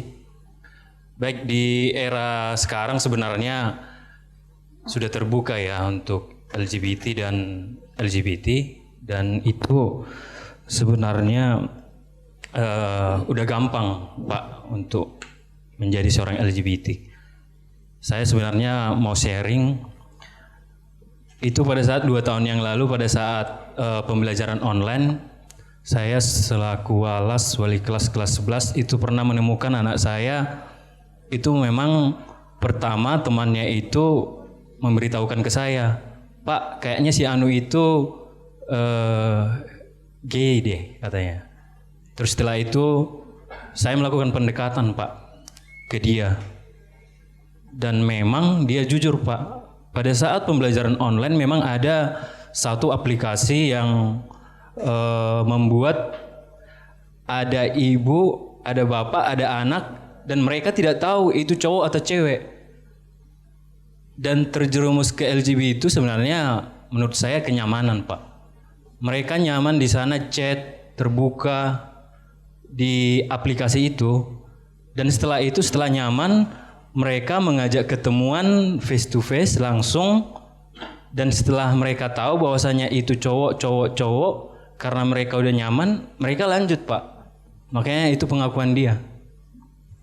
Seperti itu Pak. Jadi waktu itu saya menjadi wali kelas, saya memang cerita ke kepala sekolah dan kami melakukan pendampingan via Zoom waktu itu Pak. Ya, via Zoom kami edukasi, kami lakukan pendampingan, kami beritahu ke anaknya dampaknya itu seperti apa, kami kaitkan lagi ke agama seperti itu Pak. Kami memang nggak tahu untuk membuat anak ini ke jalan yang benar seperti apa, mungkin kami minim edukasi ya. Makanya yang mau saya tanya nih ke Pak Sion, waktu mengalami LGBT nih, bagaimana tanggapan Pak Sion terhadap masyarakat yang menolak tentang LGBT? Karena yang saya lihat dalam video tadi, Pak Sion dekat dengan pelayanan agama. Apakah Pak Sion terbuka, apalagi sekarang dengan teknologi yang tinggi, digital, update status, pegangan tangan, update status ini adalah pasangan saya, seperti itu terbuka atau seperti apa?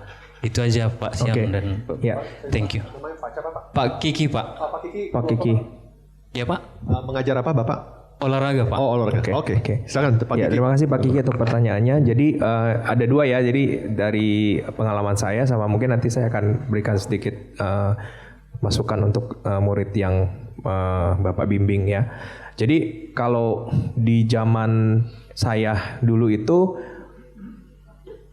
pemahaman bahwa LGBT itu suatu yang tabu, suatu yang sangat tidak benar itu lebih melekat sebenarnya. Apalagi saya tumbuh di gereja, orang tua saya hamba Tuhan. Tetapi kenapa kok saya tetap melakukannya gitu ya? Tetap melakukannya walaupun tahu. Memang secara kepala ini bertentangan gitu. Tetapi secara hati nggak bisa menolak. Nah itu yang tadi sebenarnya mirip dengan Bapak murid yang Bapak ceritakan itu. Sudah nyaman gitu ya. Nah bayangkan bahwa saya mempunyai masalah yang di bawah gunung es itu. Dimana masalah itu membuat saya tuh mempunyai kebutuhan. Nah kebutuhan itu tidak bisa dipenuhi dengan pemahaman saja. Pemahaman itu sudah dikasih saya tahu gitu, tapi tetap saya butuh gitu. Dan akhirnya ketika ada seperti jawaban gitu, contohnya gini ya, saya haus gitu ya, saya haus, dibilang kamu harus tahu ya ada air yang racun, ada air yang benar gitu. Tapi saking udah hausnya, ketika yang ada adalah air comberan ya saya minum juga gitu. Sakit perut, tapi tetap haus gitu, jadi minum nggak air laut pun saya minum, tapi haus terus kan air laut diminum. Nah sampai ketika kebutuhan itu disadari, kamu nih kehausannya ini karena apa gitu. Kemudian ditemukan itu baru saya bisa menyadari, oh ini nggak bisa disembuhkan dengan air laut gitu. Saya harus menemukan air kehidupan seperti itu. Nah jadi kalau dibilang tentang pengetahuan itu di zaman sekarang mungkin tantangannya lebih besar karena sudah mulai ada agak abu-abu nih, LGBT itu benar atau tidak. Tadi kan dikata secara agama tidak benar, tapi itu udah outdated. Coba kamu ya tadi ya kita baca di situ ya.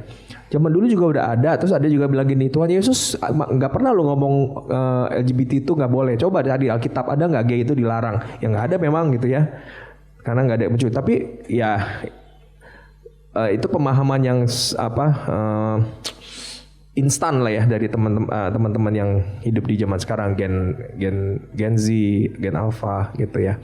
Tapi sekali lagi yang kita mungkin bisa fokuskan adalah tentang kebutuhan di bawahnya itu. Kenapa dia bisa kemudian mudah tertarik dengan pasangannya itu ya di yang tadi Bapak ceritakan, karena ada rasa nyaman. Nah saya menduga anak itu berada dalam situasi tidak nyaman dalam keluarganya mungkin ya. Mungkin keluarganya cekcok atau dia dengan orang tuanya tidak akrab atau malah akrab tapi akrabnya dengan pukulan gitu. Kita nggak tahu ya. Nah itu yang sebenarnya perlu dicari.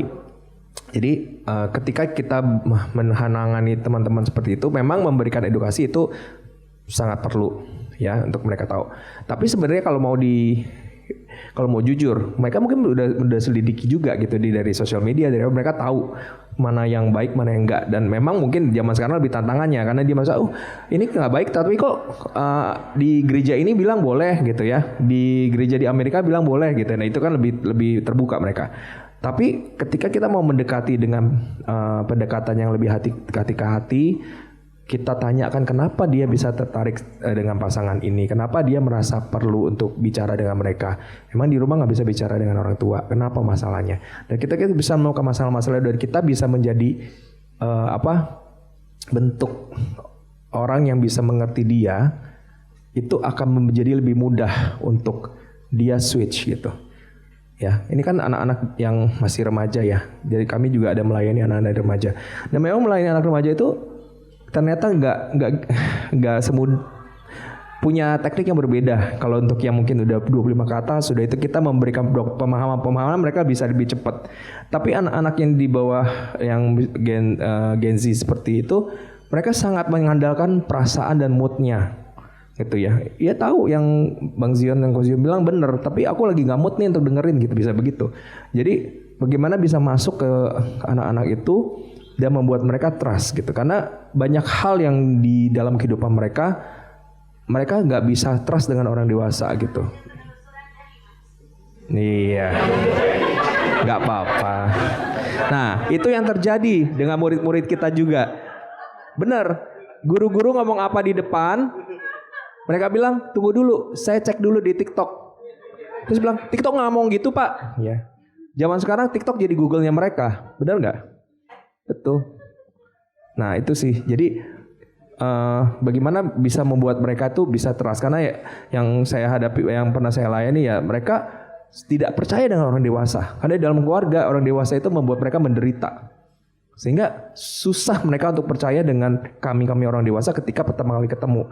Itu harus kesabaran, kita punya kesabaran yang luar biasa untuk ternyata yang orang dewasa ini beda ya, udah saya bandel-bandel berkali-kali, udah saya tentang berkali-kali, kenapa balik-balik terus ke saya nggak ditendang seperti orang tua saya menendang saya. Nah, ketika dia bisa melihat itu, baru omongan kita bisa masuk. Itu sih yang saya alami. Terima kasih. Ya, saya mau tambahkan sedikit ya. Jadi memang betul itu tadi juga banyak research yang menunjukkan bahwa keabsenan dari salah satu orang tua dan kurang baiknya hubungan anak dan orang tua itu bisa menjadi faktor besar yang pemicu anak-anak itu menjadi bingung secara seksualitas. Ya, Mulyadi mungkin bisa tambahkan ini. Ya. Ini yang non guru boleh tanya? Boleh. Oke. Saya bertanyanya mulainya dari mana ya? Saya ada satu identitas yang saya angkat saat ini ketika saya bertanya. Saya sebagai mental health counselor di Modern Health Amerika Serikat. Jadi di mana saya setiap minggu pasti ada satu kali percakapan dari mana aja mancanegara itu berbicara tentang mental health. Ya. Masalah ini kadang mungkin bahasa saya bukan masalah, topik ini dia kadang muncul. Ya. Saya tertarik dengan yang pertama, saya mau berterima kasih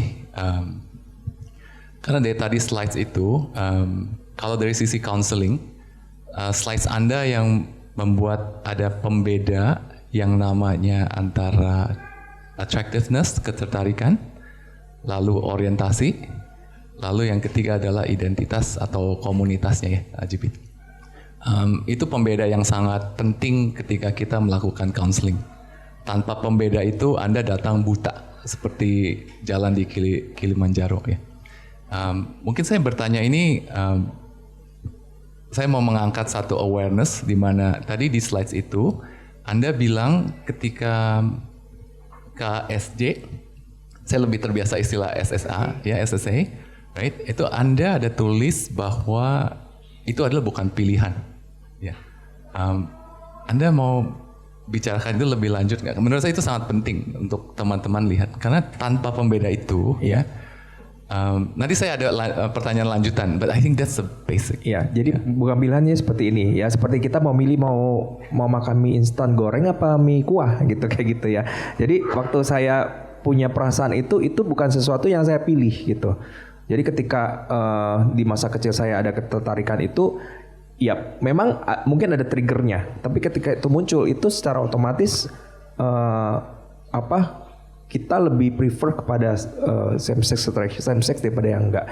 Nah ini bahkan ada yang teman-teman yang kami kenali, ada yang sangat early, umur 3 tahun waktu dia TK. Jadi cerita waktu dia TK, dia lebih suka sama, dia wanita ya, guru-guru wanitanya daripada guru-guru prianya gitu. Jadi itu suatu hal yang mereka nggak bisa kontrol dalam pengertian itu. Ada tambahan nggak sih, Ho? Saya buat teman-teman saya untuk bisa backup sih. Ada tambahan nggak? Ada tambahan nggak tentang ini?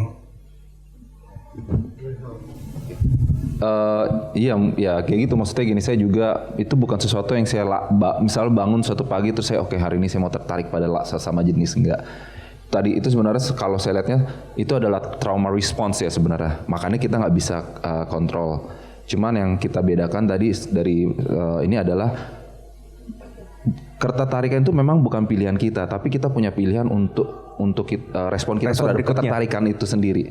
Apa yang kita mau lakukan terhadap itu ada pilihannya, tapi ketertarikannya bukan pilihan. Karena banyak orang yang kira membuat seperti kayak, iya kamu gay itu udah pilihan. tahu salah, kamu kenapa iya, begitu gitu. Buset gitu. Karena kalau ada saklar sih bisa enak aja tinggal kita off ya, tapi sayangnya nggak kayak gitu. Ya. Oke, makasih. Saya bisa melanjutkan ke percakapan berikut, pertanyaan berikut. Silakan. Karena makasih udah penjelasannya. Saya hanya mau menjelaskan bahwa dari yang tadi saya nggak ada saklarnya, karena di step itu adalah dari sisi secara level itu dari sisi emosi. Dia bukan dari sisi nalar ya. Gitu. Kita udah sama, jadi saya bisa lanjutkan. Saya mau mengundang teman-teman itu, apalagi sebagai orang tua ataupun sebagai guru, untuk Anda melihat ketika ada 3 fase, mungkin bahasanya bukan fase ya, 3 stage. Dia juga tidak bersifat tahapan, karena ada orang itu masuk ke LGBT dulu, baru dia menikmati. Bukan. Ada beberapa orang itu masuk ke identitas dahulu, baru mereka melihat yang warna biru. Ya, perjalanan manusia itu berbeda-beda. Dia awarenessnya baru munculnya di sini dulu. Dia di sana dulu, ya. Jadi mirip sama tadi ceritanya Pak Kiki, ya. Ada beberapa orang itu muncul, mereka bergemelut ya, they struggle, bergelut itu di warna biru dulu. Bahkan bahasa mereka adalah, saya adalah wanita, tetapi saya suka melihat hubungan antara laki-laki dan laki-laki. Ya, itu kasus yang bukan kasus, itu situasi yang juga terjadi ya. Betul. Saya mau mengangkat perbedaan ini because this is very important. Karena ketika sebagai pengajar atau counseling, Anda melihat, oh, saya harus punya stand. Saya punya stand itu pendirian bahwa ini adalah jalan yang tidak benar. Misalnya ya. Tidak benarnya itu dari konteks yang mana? Apa karena pilihan mereka untuk masuk ke LGBT? Karena orang heteroseksual pun bisa memilih untuk masuk ke LGBT. Betul. Ya. Jadi saya mau mengundang sebelum melakukan ini action saya, harapan saya Anda melihat pembeda-pembeda ini lebih dalam lagi. Karena kalau dari sisi counseling, 3 pembeda ini butuh 2 hari, Anda bisa melihat apa bedanya satu dengan yang lain. Saya bicara dari sisi counseling, mungkin 3 teman dari Indo TLC, Anda mengalaminya sendiri. Ya. Kira-kira seperti itu. Your understanding is more important. Betul. Jadi saya sangat setuju. Jadi ketika ada orang yang mengaku itu, biasanya pikiran kita memakai apa yang kita tahu. Wah, ini udah kayak Reinhard Sinaga nih, yang mutilasi orang gitu ya. Ada bukan trauma, informasi-informasi yang kita punya. Nah, sebenarnya kita mesti melihat anak yang kita layani itu memahami dia. Karena itu tahap pertama adalah mendengarkan mereka, membuat mereka percaya kepada kita. Tadi pertamanya membuat mereka percaya, dan kedua mendengarkan apa sebenarnya kisah mereka. Jangan langsung parno atau panik gitu. Karena dari cerita itu baru kita bisa lihat mereka di mana nih gitu di sini gitu ya. Terima kasih. Kayak ada lagi pertanyaan? Ya, silakan Pak Luki. Kita kan sebagai guru gitu, kalau kita ada melihat perilaku anak-anak udah mulai, kita kan nggak bisa menjudge gitu mereka. Ataupun kita udah kedengaran suara kencang tadi. Kita nggak bisa menjudge itu gimana? Lu kan ini ya, ayo sini konsultasi sama gue gimana gitu. Nah, taunya itu gimana gitu ya? Iya. Jalan keluar kita banyak loh. Kita beberapa anak yang saya lihat di kelas udah kayak gitu. Tapi kita nggak bisa bilang lu LGBT kan, atau bilang mau ditabok, kita bilang anak belajar aja anak, saya bilang lu nggak bisa kok, udah marah orang tuanya. Jadi yang Kayak kita gitu. lihat adalah di gunung es atas itu ya, jadi perilaku si anak dan memang belum tentu tadi ya, saya setuju juga dengan apa yang tadi dikatakan oleh riset itu, belum tentu dengan penampilan seseorang misalnya yang cewek itu tomboy, terus yang cowok itu gemulai itu mereka langsung dibilang mereka KSJ atau mereka memilih LGBT gitu. Tetapi perilaku itu pasti ada sesuatu yang menyebabkannya, ya. Jadi mungkin yang penting adalah bisa didekati dan ditanya tentang apa sih sebenarnya yang jadi sebelumnya apa yang mereka alami, bagaimana keadaan keluarganya dan segala macam, lalu apa efeknya gitu ya. Saya kasih contoh yang diri saya. Jadi kenapa saya munculnya itu Sion itu lebih lembut ya. Saya nggak bilang lemah lembut ya, lemah gemulai apalagi, lebih lembut dibandingkan stereotype masculinity yang ada di masyarakat. Walaupun itu juga sebenarnya perlu dikoreksi ya, toxic masculinity ini. Nah, karena saya tumbuh besar di lingkungan yang kebanyakan wanita. Jadi saya menyerap kelemah lembutan mereka dan saya menyerap mungkin cara bicaranya mereka. Atau mungkin ada beberapa orang yang dari kecil memang suaranya tuh udah lebih sopran ya, walaupun cowok misalnya, atau cewek yang suaranya lebih berat misalnya kayak gitu. Nah, ketika itu ditanyakan seperti itu, dan kemudian setelah itunya apa? Contohnya saya yang tadi saya ceritakan, dalam pertumbuhan saya mengalami bulian.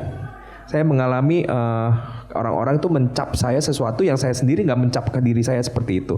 Tapi ketika sudah dicap, saya jadi berpikir ada yang salah nih ya di teman diri saya.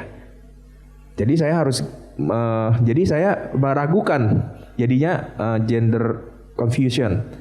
Saya bingung dengan gender saya dan kemudian saya berusaha coba sosok laki-laki itu seperti apa sih. Dan itu yang membuat saya akhirnya terjerumus dengan meragukan sosok saya dan saya mencari terus sosok. Ditambah need saya tidak terpenuhi dalam kedekatan dengan orang tua pria gitu. Nah, jadi dengan contoh ini yang bisa dilakukan adalah bertanya dan menanyakan sebelum dan apa efeknya dengan dia seperti itu. Dan kalau misalnya memang ada bulian dan ada segala macam, apa yang mereka rasakan?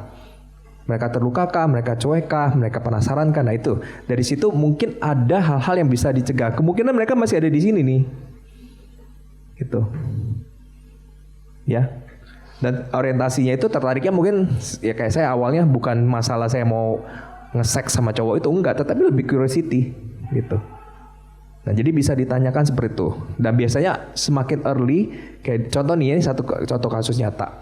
Jadi ada seorang anak bilang kepada orang tuanya, dia cewek ya, dia udah, "Pak, saya nggak mau menikah, nggak mau menikah. Saya maunya sendiri aja." Mamanya udah bingung nih, kenapa nih nggak mau menikah gitu ya.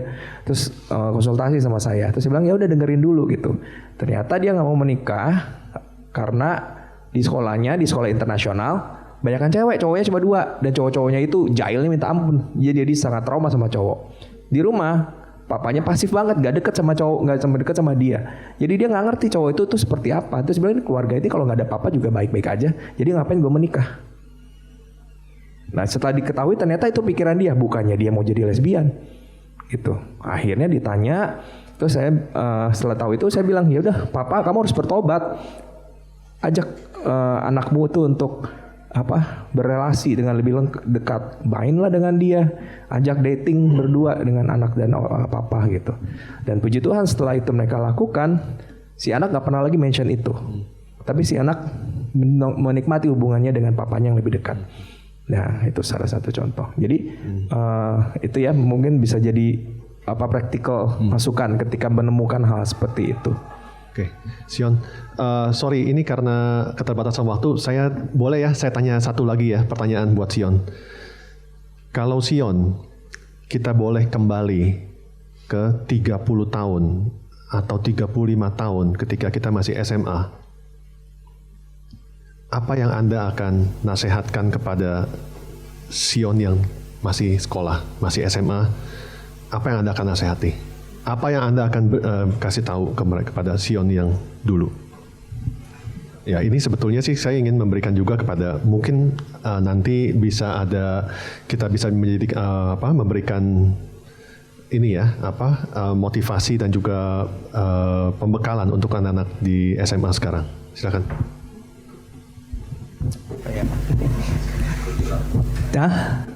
Ikut TLC, belum ada TLC itu. Challenging juga sih ya. Ya mungkin satu hal adalah saya akan bilang ke diri saya, beranilah terbuka gitu. Karena waktu itu benar-benar saya menyembunyikan apa yang saya gumulkan. Ke orang tua tidak berani, ke pemimpin gereja tidak berani karena takut dilaporin ke orang tua.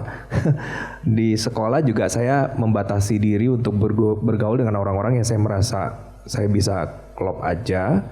Dan saya menutupinya dengan banyak hal yang membuat orang lain tidak bisa melihatnya, dengan prestasi saya, dengan talenta saya, dan itu yang saya mau orang lihat dari saya, sehingga kelemahan saya tutupi. Jadi mungkin saya akan bilang ke Brazion, it's okay to have weaknesses and to be honest, untuk membuka diri kepada orang-orang yang kamu percaya dan bisa membantu kamu. Itu sih. Gitu. Oke, terima kasih. Baik, kita berikan tepuk tangan untuk narasumber kita. Ada Kak Sion, ada Kak Fudi. Terima kasih sudah hadir di tempat ini. Kami dari pihak sekolah sangat bersyukur atas dua pihak ya, dari Kak Fudi dan teman-teman memberikan gambaran. Jadi agak utuh lah kami seperti itu. Kami juga mohon maaf karena kami jam 1 ada pembekalan dari penabur. Nanti kita akan makan siang. Tapi kalau boleh saya simpulkan sedikit ya, boleh ya. Saya melihat tawarannya yang disampaikan Kak Sion itu atau dengan Kak Fudi, ketika ada teman-teman yang atau siswa kita yang terindikasi LGBT, kita coba tempatkan dia di 64% posisi yang kita lihat bahwa dia mungkin karena trauma, mungkin karena sesuatu. Jadi kita mendekati mereka justru menggali trauma-trauma apa yang dia alami. Kira-kira begitu ya Kak Budi ya. Supaya dia ditolong dari situ. Kita berlihat dari situ. Tetapi kalaupun nanti kita menemukan apa yang dialami oleh teman-teman yang dia katakan bahwa seksualitas atau orientasi seksualitas itu bukan kayak saklar yang bisa digonta-ganti begitu ya. Pagi ini saya mau suka sama cewek gitu ya. Saya mau sama cewek. Bapak Ibu pernah gak ke Thailand? Pernah ngeliat yang cantik-cantik? Yang nari-nari? Kalau yang bapak-bapak yang saya tanya ya, ibu-ibu jangan jawab nih ya, gawat nih ibu-ibunya. Nah ya biar agak nggak tegang ya. Kalau si penari-penari cantik itu, yang cantik itu datang ke bapak-bapak, lalu dia bapak-bapak lihat kan cantik banget ya, lalu dia menyatakan cinta sama bapak-bapak. Kira-kira bapak-bapak akan menyambut gak cintanya? Kenapa enggak? Karena itu adalah orientasi seksual, betul ya? Sudah ada itu gak bisa kita klik gitu loh. Kan dia udah tampilnya cewek, saya klik saya suka sama dia. Gak bisa Bapak Ibu. Dan ketika itu gak bisa, bukan berarti itu selesai. Tawarannya bagus dari mereka. Kalau jangan sampai saya salah ya. Tawarannya adalah tidak menghidupi orientasi tersebut, begitu kan? Bapak-bapak coba ya, kalau saya tadi membayangkan ini pekerjaannya gak mudah. Tidak menghidupi orientasi, berarti mereka sedang melawan darah dan daging mereka Bapak Ibu. Dan perjuangan itu gak akan bisa kuat kalau tidak ada kekuatan di belakang itu. Ibaratnya kalau kita hetero jadi pastor, nah gitu dah. Ya Bapak-bapak betul ya, benar ya. Kita dukung mereka atas untuk upaya salah satu alternatif atau solusi yang baik yang mereka tawarkan, dan kita dapat pelajaran berharga ya. Sekali lagi kami mengucapkan sangat banyak terima kasih. Kami diberikan wawasan, Pak Fudi luar biasa. Dan ternyata nggak ringan ya diskusinya ya, cukup berat. Tapi hari ini kita bisa jadi lebih bijaksana, bisa lebih terbuka, dan juga akan makan siang bersama. Itu yang paling penting Bapak Ibu ya. Karena sudah lapar. Ya. Dan karena ini ada wakil selain saya yang hadir dan tadi menyambut, yaitu Pak Lius yang akan memimpin doa makan. Silakan Pak Lius. Sebelum doa makan mungkin teman-teman di sini ada website kami dan Instagram dan YouTube. Mungkin kalau mau melihat beberapa di YouTube kami juga ada beberapa konten-konten yang bisa memperkaya juga. Dan di Instagram bisa menghubungi, bisa DM kalau misalnya ada orang-orang yang mau dibantu atau mau bertanya juga bisa ya. Thank you. Oke, sambil nanti makan siang bisa Bapak Ibu mau ngobrol silakan ngobrol. Kepada Pak Lius diberikan waktu untuk pimpin doa makan. Ya Bapak Ibu, sebelum doa makan karena ada kenang-kenangan untuk Pak Sion, silahkan Pak berdiri dulu. Bapak Ibu, kita kasih aplaus lagi dong sekali lagi untuk Pak Sion. Ada kenang-kenangan dari SMAK 3 yang akan diberikan Pak Luki.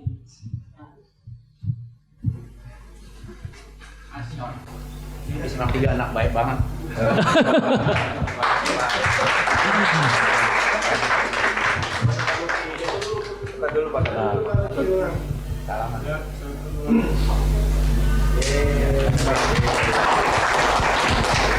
Terima kasih Pak Budi, Pak Sion, dan tim yang datang dan semua alumni. Kita akan makan siang bersama. Bapak Ibu, mari kita tundukkan kepala kita berdoa. Kami menyadari oleh karena kemurahan Tuhan, maka saat ini kami boleh ada, boleh duduk, boleh melihat, boleh mendengarkan secara bersama pemaparan materi LGBT di siang hari ini Tuhan. Terima kasih untuk semua pertolongan Tuhan yang masih Tuhan nyatakan bagi kami. Terima kasih juga buat banyak hal yang Tuhan sudah sediakan bagi kami. Sebentar Tuhan kami akan menikmati hidangan jasmani dan juga minuman yang kami tahu ini kami peroleh dari tangan Tuhan. Biar kiranya Engkau memberkatinya menjadi kekuatan baru, supaya kami makin mampu mengerjakan bagian kami, dan tujuannya adalah guna hormat kemuliaan bagi nama Tuhan. Berkati tangan-tangan yang menyediakan, berkati juga orang-orang yang tidak bisa menikmati makanan seperti yang kami santap, supaya mereka tetap boleh mensyukuri karya dan hadirat Tuhan di hidup mereka. Bahkan juga terima kasih untuk alumni SMAK 3 yang boleh memberikan hati, memberikan pemikiran, bahkan memberikan kesempatan di siang hari ini bagi kami. Biarlah di tengah mereka mengerjakan bagian mereka, pekerjaan mereka, Allah yang terus dipermuliakan dan pimpin mereka supaya mereka menjadi berkat, menjadi sesuatu hal terang yang bisa dilihat oleh banyak orang, dan lewat mereka juga nama Tuhan dipermuliakan. Bapak, sebelumnya ampuni kuduskan kami, supaya kami boleh layak dan dikenan oleh Tuhan. Hanya di dalam pakai nama Tuhan Yesus Kristus, kami sambut berkat-Mu dengan ucapan syukur. Amin.